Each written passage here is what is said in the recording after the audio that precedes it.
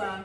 I'm self-made. I never laid on my back to get on my feet, baby. That's why your husband leaves in the morning and doesn't come back. Hey, you guys, what up? It's your boy Ty. It's hot as hell, so messy bun it is. We here to review RHOA Season 17, Episode 12. I didn't name this one, so I might just go with, child, I'll just go with Maggie's Bowl, shit.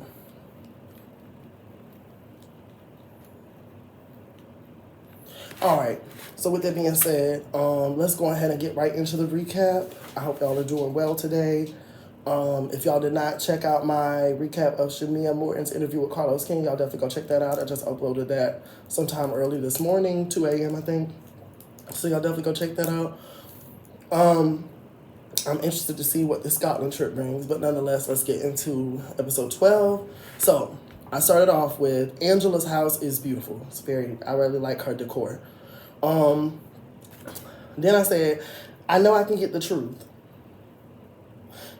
She just lied last episode. Cynthia just lied last episode. A bullshit? So I don't know if you can get the truth, Angela, but I know you kissing up to one of the OGs. You know, you playing a long game like you said Shamia was. So at any rate, Cynthia couldn't even get that motherfucking lie out her motherfucking mouth. She was definitely had a lot of smoke. Like, hey, girl, shut the fuck up.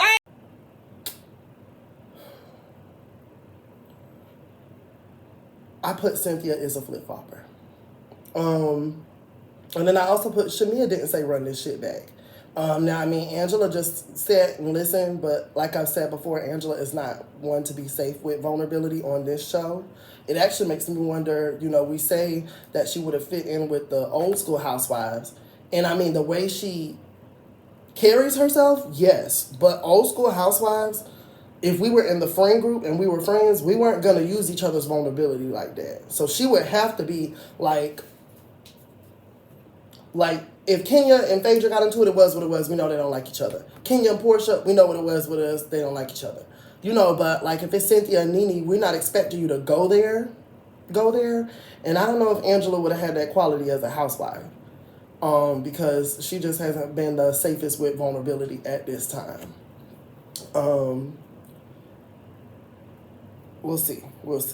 They need friends. That's a problem. They need friends. Rhode Island, I heard, is doing so well because they're an actual friend group, a friend group of 20 years. And I think that's what Shamia was trying to bring with Portia, but I heard it was already shaky when she first got on, so, you know. But they did look nice. It did look nice to see them. I don't think their friendship needs to continue. I think in order for Tamia to step into the person that she could be, it's going to involve telling Gerald, we're going to die, and then also telling Portia, girl, fuck you, I'm done. Because you're in a friendship as a psychology major with did it say 2 psychology degrees? Didn't it say 2? Where the fuck is it at? Hold up. Because I know she said she had got 2 psychology degrees or something like that. And I said, how the fuck is she friends with Portia? Because she's psychotic. But at any rate, in order for Shamia to be that person, she gonna have to let certain people in her life go and let certain people in her life have them boundaries. And I'm glad to hear her and Gerald are now discussing other alternatives instead of putting all these women through fucking pain and life or death for a fucking son that he might not even know the allergies of. My God, today. But,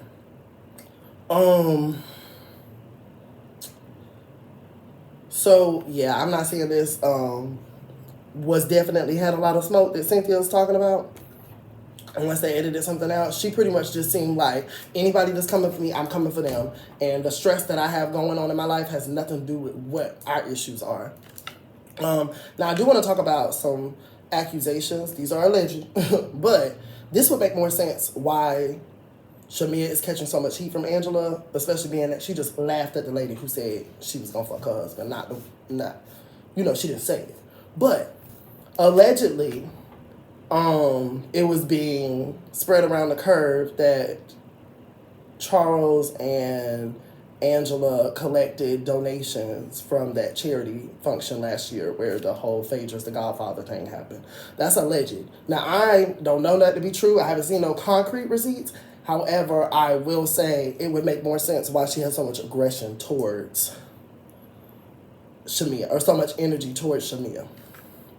But at any rate, and I think they were trying to say Shamia was trying to put that out there or whatever. That would make more sense. Because with Drew, it's kind of justified. You got on your apology video. By the way, I forgot to highlight in the Carlos King interview. Thank you, Carlos, for telling her, do your apology off YouTube and off of camera. Don't do it no more. But Drew got more reason to have a little more reason to have him with smoke. Because I'm sorry. I mean, with Drew, it's like, okay, not only did she meet up with your man to ask him how he eat pussy, but she spent the whole season to avoid talking about Simon dogging your ass out and trying to attach you to her baby daddy sexually. Knowing you was doing music. Knowing that she had heard the music you were doing. But because she didn't want to talk about Simon, she, like, I don't know, child. Y'all. Go naked. So at any rate, next for the scene with Portia and Diane, I put prayers for PJ. Now, she did seem to show emotion with her grandmother. But when Portia talked to her, she just kind of get dead in the eyes, like Portia did with Shamia. And I'm like, what is going on with this child? Like, and I don't like to put that on people, but if you throw plates at your grandmother, your child's grandmother, I can't put that much past you. For what? On your spinoff. That's supposed to rehabilitate your image. Baby, what the fuck? So at any rate, I said, did not Miss Diane and Repo. Production was funny this episode. I still say get rid of Truly Original, but you know, the editing is funny. I just don't like the way they move with certain stuff. And then I put good luck on the houses in equity. I mean, from what Portia broke it down, I mean, I guess, you know, come next season, because I mean, how much longer does she have before she has to do whatever with the house? I think it was next year. So I mean, you back on the show, you should be making $1 million at least. She left almost $2 million, I think she was getting almost $2 million or 1.5 when she left. So maybe she's up at that number, if not around it.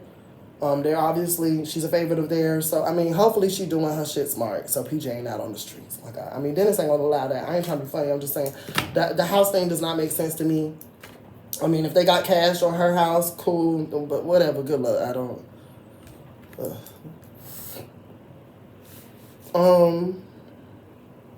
I put for my next bulletin point. Luckily for me, I'm premenopausal, so I don't ever feel no tingle. I don't even feel no tingle. Then I put LOL. Then I put nice bald. Portia had a little shenanigans be on, so you know.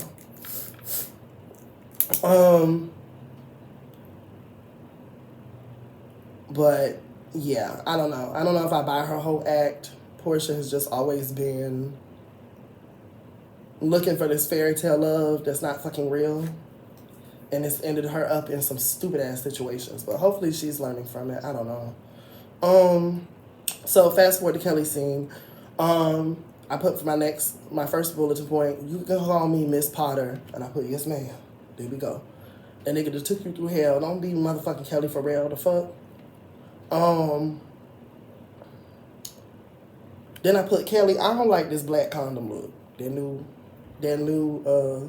confessional look she got. Now I put later on the burgundy one is good. I like that one a lot. Burgundy is one of my favorite colors though, so I'm jaded. But I like her burgundy look a lot. That condom, the black condom look, I hated it. I just hated everything. I didn't like the way they did her hair.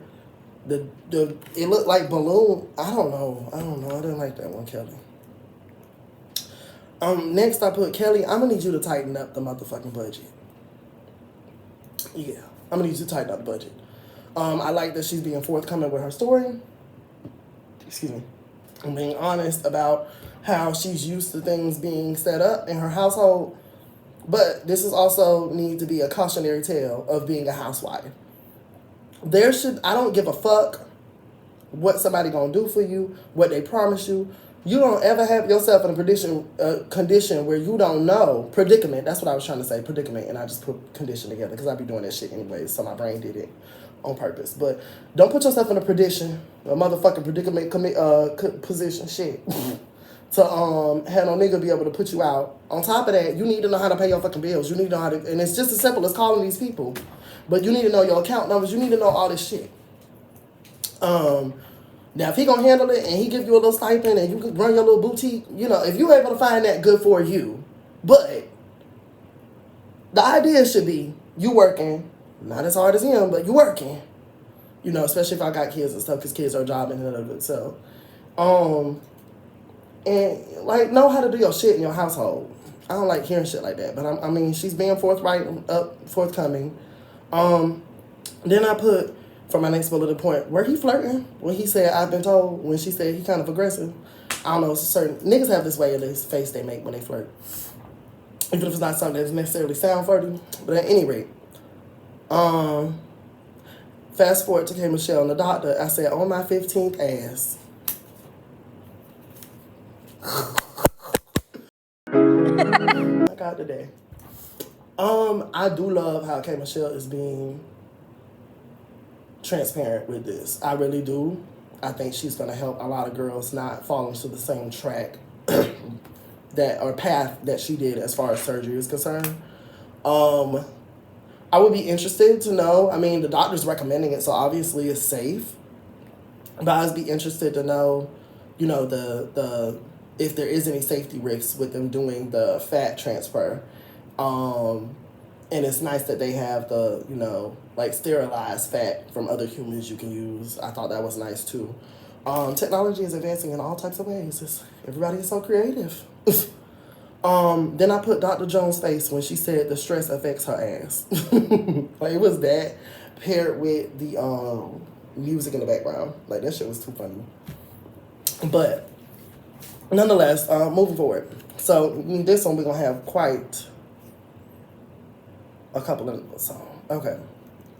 So, my first note, let's start off positive. Amari killed. I cannot spell Amari's name right. Amari killed on the first confessional. She looked very nice. I like that one.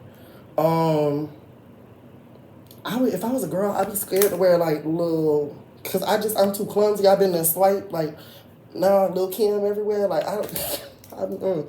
But yeah, she looked good on her first confessional. I said that her hesitation to tell them didn't come out of thin air. I believe that Amari grew up in a religious household and more than likely a homophobic household. I'm just gonna go with it. It seems like we're dancing around shit. I did see her come out and say that her mom has always been accepting of her. That's cool, that's fine. I also, however, did hear this person that was at I don't know if it's the dude that was starting the mess with Angela and his and Charles last year with the whole Godfather thing. I don't know if it's him or not, but somebody did say during that gala event, Angela called oh boy a F word. One of them. The dude said, I don't know if because I haven't gone back to watch to see if the person on Twitter that said it is the one that's in the scene. But on that scene, the F word was said, and everybody just went along. And I mean, we, you know, Atlanta Real Housewives, when it comes to like homosexuality, it's kind of like because at the end of the day, like, it's Atlanta. But at the same time, these women, quite more times than not, these older, you know, millennial to Gen X black women, or Gen Y, whichever one, child. I had a lot of water. Well, there's some water in it from the ice. Sometimes I do put water in my cocktails, though, just to get a little hydration in, too. And then, like, with grape juice, if you water it down, it actually kind of, like, takes away some of the bite from me. So sometimes I'll do that. But at any rate, these women don't have the best relationship with homosexuality, even though they're in Atlanta. Let's just say that. So I wouldn't be surprised if that did happen. But even without hearing that, it's just the way the story was introduced with us, with Amari. Watching the body language of the scene also, Amari's hesitation to tell them, oh, I said that part. I said her reaction to the word blindsided. Her foot started shaking. And the production made sure to point that out. Excuse me. And then her reply also, I don't see why that concerns them verbatim. She said something like that as far as like the children knowing. And it's like, for me, we can go and round and circle, but I like to go to, when I'm giving Scooby-Doo, Where Are You mysteries, and that's one of the reasons why watching Real Housewives of Atlanta and definitely Real Housewives of Potomac is so fucking annoying, because these women won't just come on here and say what the fuck it is and show what the fuck it is, regardless. When we're given that type of template, I'm just going to go with the most simple thing. So if she is so frustrated about, I don't see why that concerns the kids, it's because the kids have not been given an open environment where they know that people of all sexualities exist. That's the simplest thing I'm going to go to. I'm not going to rack my head over this shit. The show ain't even good enough to get emotionally invested in it like that. So that's what I'm going to go with. And then I put, well, now Ava knows. Buddy boy ear hustling like a motherfucker. Oh my God. So, and he didn't get caught. But yeah, good luck to Amari and Angela. I mean, Amari came out and said Angela's always been supportive. I don't know if I believe that. And I like Angela, but we know how black people and Angela's age range can be towards gay people, especially when I can be cool with you. You can curl my hair. You can, be my assistant. But if you're my child, that's when, like, you really see how somebody, that's why when people say, like, literally, they be coming off like white people saying I have a black friend. When they say I got a gay stylist or something, that don't mean anything. When it hits home, when it's your child, when it's your loved one, then we'll see how accepting you really are. Which is so weird, because you need to be accepting of what somebody does in their bedroom. Weird. And anyway, speaking of weird, Mistress of the Dead. Okay, head doctor. But then on a positive note, I did put, good to see Willie still kicking. Because I ain't gonna lie, I was watching like last year and I was like, is Willie Watkins still, well, when Phaedra came back on the show, I mean, I wasn't watching it, I was watching reviews. But when I was watching one of the reviews, I just randomly had a thought and I was like, is that Willie guy still alive? So it's good to see he's still alive and kicking. Willie Watkins. That's a black ass name. Ugh. Alright, so at any rate, I put D'Ella, fast forward to, oh, that was Phaedra talking to Willie Watkins. So, the next scene is D'Ella at her little model shoot. Yes, I said, or not model shoot, but model runway. I said D'Ella is that baby girl. She is so stinking cute. Her photos were everything. It's always nice to see the kids. I really like how Pinky is showcasing her personal story. Like, she's still in the mess, but she's showcasing her personal story. If she would showcase more of the other kids, I don't know if they're not as, open to the camera as D'Ella, because that's the only one I've seen in Ample so far, or we've seen. But if she would show more of the kids, she probably could get a Candy in the Game type of thing going, or, like a Candy. If she's able to last a couple years, they get older, they start working and stuff. So, I mean, it's nice that she's showing, she's taking, like, the Candy route. Like, I'm in the mess when I'm in it, but when I'm not, I'm not. I don't know if that'll work with this formula of fandom of Housewives, because these bitches, these people, these viewers, they're from Zeus. They want to see fights. They want to see reads. They want to see all that. They don't want to see storylines. So I don't know if that will work for her, but I do see that potential for her to take that Candy route and expound. And Derek can get on my goddamn nerves this episode, so shout out to him. Good for you, Derek. Clap, clap. So fast forward to Drew and Portia meeting up. Drew, where's your storyline? Drew, where's your kids? Did Ralph put something in the thing that you can't film with the kids? Like, Drew, like, even if she can't talk about the specific details, why the fuck girl, you meeting up with Portia to talk about Simon? It was funny now. I ain't gonna lie, it was funny. I feel like she was getting a piece of her lip back from last year, bringing that shit up. I put, as far as Portia inviting Drew to do her own wig line, I put Portia full of shit, but whatever. And then I put congratulations, Drusha. I ain't got nothing else to say about that. I will say at least she's following through, because I do still stand by the fact that her apology last year was disingenuous. She was only apologizing because the fans was on her head top for dragging Drew that whole season. But I mean, she's putting in effort now, and I do feel like Drew always wanted to, be cool with Portia. So I mean, when it works out, I guess get that money. I wonder which day it was that she made 50,000 in sales, allegedly, because this is Portia. But it might have been that day that she said he got ED. Allegedly. Simon ain't finna sue me. So at any rate, my next bulletin point, I put down, I eat wings like peach juice. Oh my God. And then I put, it's I'm a Horsea. I did laugh at the ending. When, what was it? Oh my God. Oh my God. Whatever the ending was with them talking, having a little back and forth banter. Like, Drew and Portia get on my nerves, but it did make me laugh. I can't remember what it was. And I only watched this one time this time, because I was like, it's building up to the Scotland episode. When we're in those types of episodes, I'm only going to watch them one time. Anybody got time to rewatch? So fast forward to the Kelly and her financial advisor. Kelly, ... $7K a month? No ma'am. No ma'am, no ma'am, no ma'am, no ma'am, no ma'am, no ham, green eggs and ham. Bam, bam. Bam, bam, bam, bam, bam, bam, bam, bam. Whoop that. Okay, all right. Never mind, I'm sorry. So at any rate, it's Leo. But not at any rate, I put her burgundy look is good. And I put, she is soldiering through this, Kelly.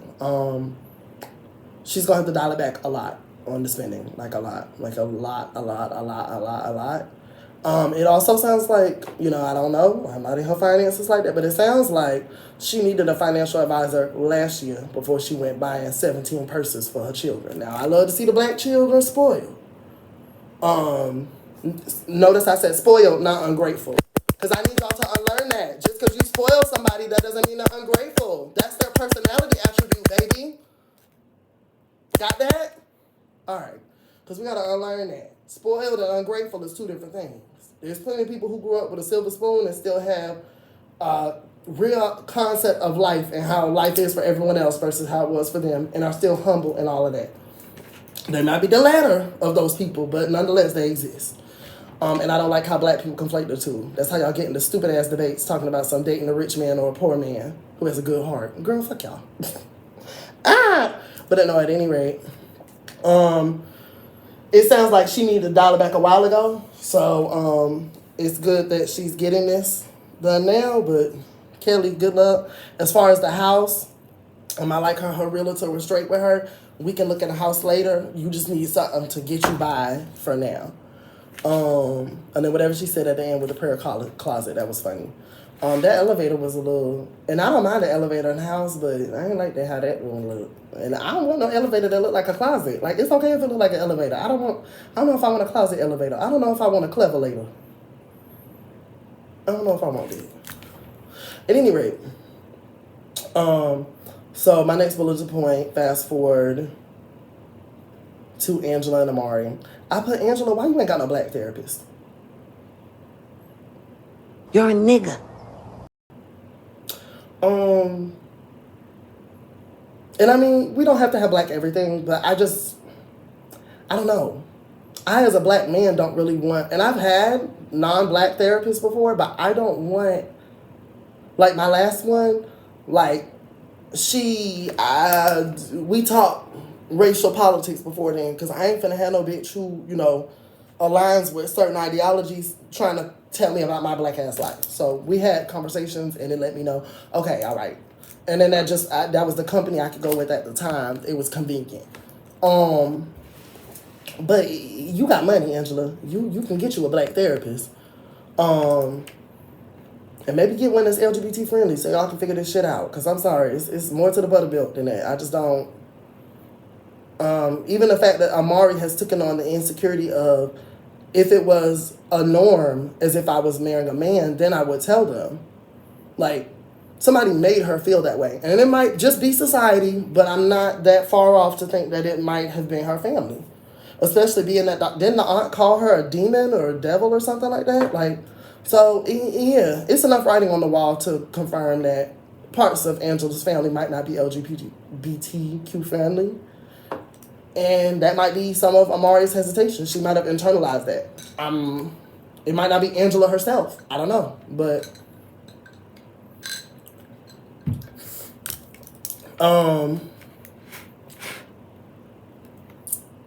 yeah, that's all I put with the therapy scene because, like,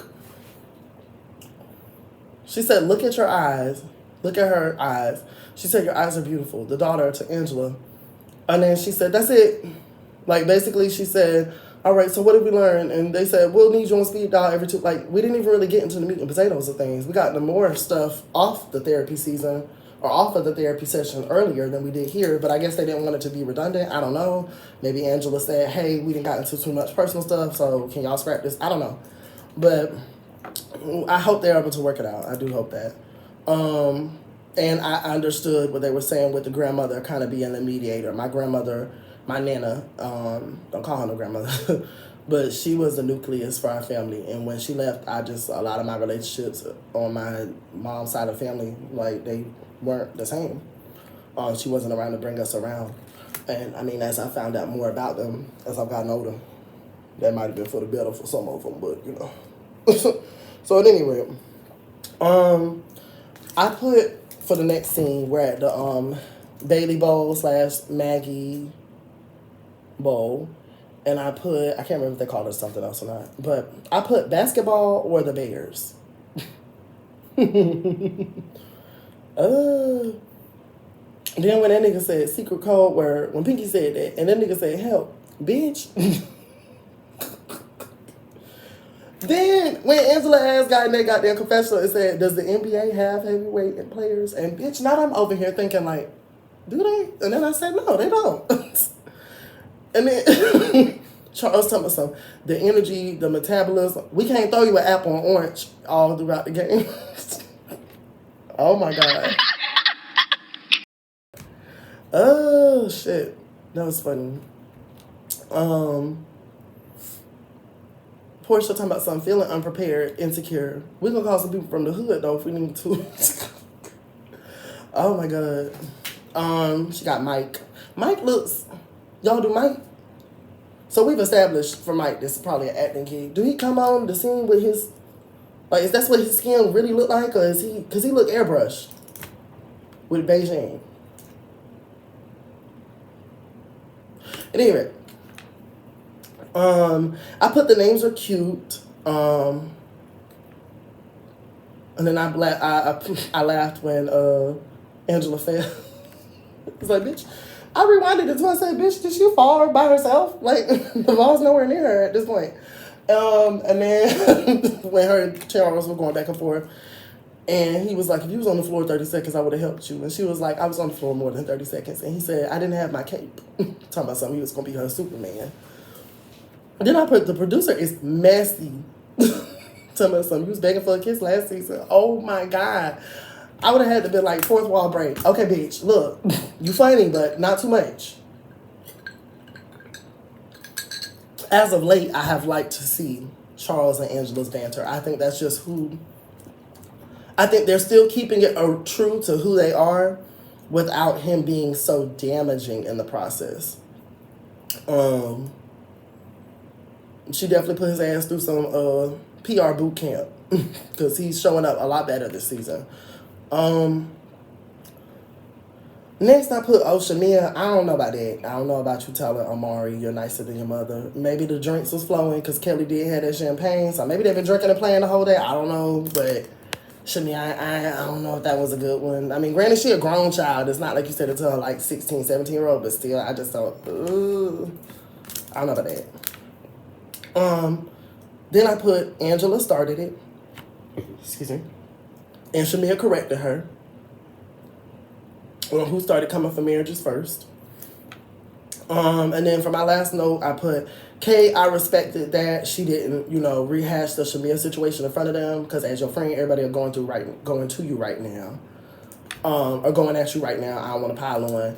And then for Shamia's confessional, I put damn. Like, this show is really, like she said on the interview, the show is getting to her. And for me, it's not about Shamia is perfect and everybody's harming her and she's a victim. And it's not about that. It's about, like, damn, Shamia ain't done half the shit. Shamia ain't accused nobody of rape. I love my girl Kenya, but I love Kim Morta. But Shamia ain't put nobody sucking dick down at their salon. Shamia ain't, fucking, like, there's been much worse done on this show. And for the amount of hate that Shamia gets and the amount of love that the one who did accuse somebody of rape to one-up somebody in an argument, not that she ever believed the shit, the amount of love that she get should not be equal to the amount of hate that Shamia get. But like I said, it's a new scape of Real Housewives. I'm sorry, y'all, about this lighting shit. It's a new scape of Housewives. It's a new playing field. Some of y'all from Zeus. So, I mean, it is what it is. Thank God this review is shorter. I'm going to go ahead and get this edited and try to get this out to y'all by, what time is it? See, they say you should give it like 3 to 4 hours to let the system, let the algorithm like check the video and all this stuff. It's some tips that I wrote. So I'll aim for 11, if not 12 a.m. I'll have this review out. Y'all let me know what y'all think down below. If y'all haven't checked out my review of Shamia's interview, y'all go ahead and check that out. Let me know what y'all thought. And let me know what y'all thought about this episode. Let's get down and discuss. Peace.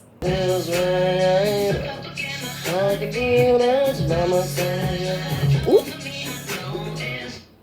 Excuse me, y'all. Sorry, I forgot to say. Shamia custom hoes out of the fucking reunion. Like, at this point, Shamia gonna have to pull a Kenya Moore. Is it? She gonna have to custom host the fuck out. I don't know if I put it in her Carlos King interview, so I'm gonna say it here. Custom host the fuck out, cross your legs, fold them, and go on about your day. And that would be my reproach. That would be my approach at the reunion, because you're not gonna win the fans over. They're up Portia's ass, as is half of the cast. So just cuss everybody out and leave their mouths dropping on the floor. And if you got to air out Portia and your whole shit, just go ahead and tell Gerald beforehand so he can know what she might say about you. Tell him the truths, though. Don't recall shit wrong like you be doing sometimes. You know, remember your whole shit. Tell him your whole shit. And then that way, Portia ain't got no ammo on your ass at the reunion. That's all. That's it. See y'all later.